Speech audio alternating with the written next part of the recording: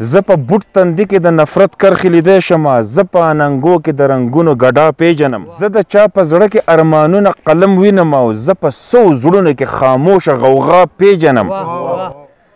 جی مینوالو، حمید الرحمن همدرد یو ځل بیا تاسو ته مخاطب یم د سوات میادم نه، کومه چې یو جنت نظیر سیمه ده. تاسو شاته کتلی هم شئ.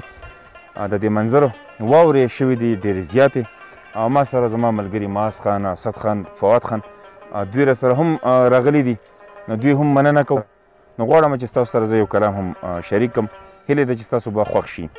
کلام څه په دا ډول ده چې زه خوږې خبرې د طوطي او مینا پیژنم، زه خوږې خبرې د طوطي او مینا پیژنم، زه د پاکې مینې په سینو کې درزا پیژنم، زه په بوټ تندي کې د نفرت کرښې لیدی شمه، زه په بوټ تندي کې د نفرت کرښې لیدی شمه، زه په اننګو کې د رنګونو ګډا پیژنم، او تکه د خپل حسن په غرور کې خندا پیژنې، زه هم د هجران په تورو شپو کې جړا پیژنم، زه د چا په زړه کې ارمانونه قلم وینم، زه د چا په زړه کې ارمانونه قلم وینم او زه په سو زړونو کې خاموشه غوغا پیژنم.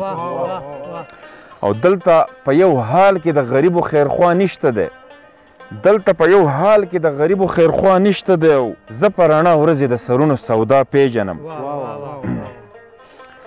منمه چې دلته فرشتې خلک هم ژوند کوي، او زه په ځینې لاسو کې تسبیح د ریا پیژنم. او علم که رڼا ده، جهالت دی د تیارو په څیر، زه د جهالت په دې تیارو کې سبا پیژنم. او زه په سترګو سترګو کې ناتار او غضب پیژنم، زه په سترګو سترګو کې ناتار او غضب پیژنم، زه په سترګو سترګو کې د مینې دنیا پیژنم. او ځکه په خزان کې د سپرلو رنګونه وینمه، ځکه په خزان کې د سپرلو رنګونه وینمه، زه په پسرلي کې د ازغو انتها پیژنم. مننه. او مقطع ده چې دومره ستمونه د ادا په بانه مه کوه، دومره ستمونه د ادا په بانه مه کوه، او زه همدرد په مینه کې جزا او سزا پیژنم. ډېره زیاته مننه. هیله ده چې ستاسو به کلام خوښ شوی هم وي.